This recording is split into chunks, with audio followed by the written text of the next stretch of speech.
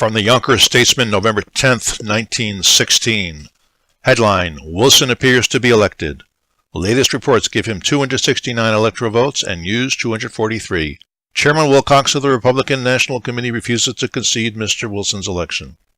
Woodrow Wilson was apparently re-elected president when California was placed in the Democratic column early today. The only states where the result is said to be in question today were Minnesota, New Hampshire, and New Mexico, with 19 electoral votes. Unless the vote is divided in California, which now seems a possibility, Mr. Wilson is assured of 269 electoral votes and Mr. Hughes 243. Democrats had a parade, celebrated apparent re-election of President Wilson.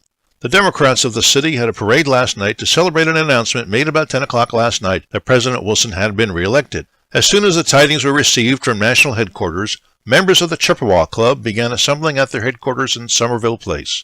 Murray's band was engaged, and with this at the head and one or two fife and drum corps in the ranks, a parade was had through several streets in the 6th Ward. Constant accessions to the ranks were made, so that when the parade left Ashburton Avenue and started down Palisade Avenue to Getty Square, there were several hundred in line. Mayor Lennon and other Democratic leaders were in an automobile in the front ranks. Many in the line carried torches. Latest available returns from Helena, Montana, show that Miss Jeanette Rankin, Republican, is elected to Congress by between 3,500 and 4,000 votes. She was graduated from the University of Montana and subsequently from the New York School of Philanthropy.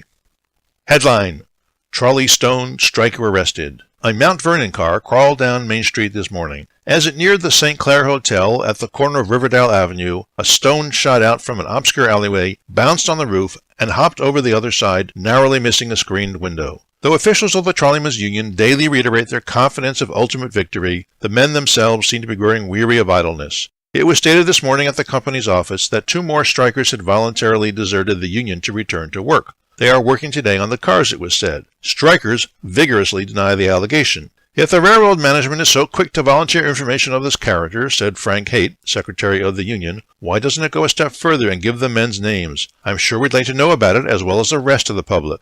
Disturbances of a spasmodic character may occur tomorrow when the Warburton Avenue line to Hastings is opened. Authorities do not believe that they will have to contend with a concerted mob spirit like that which resulted in the arrest of 18 men October 1st, but are of the opinion that if any trouble is encountered, it will be solely on the part of strike sympathizers and employees of the National Conduit and Cable Company in Hastings. 4 cars will be run, the first to leave the barns between 8 and 9 o'clock in the morning. And that's the news from Yonkers 100 years ago today.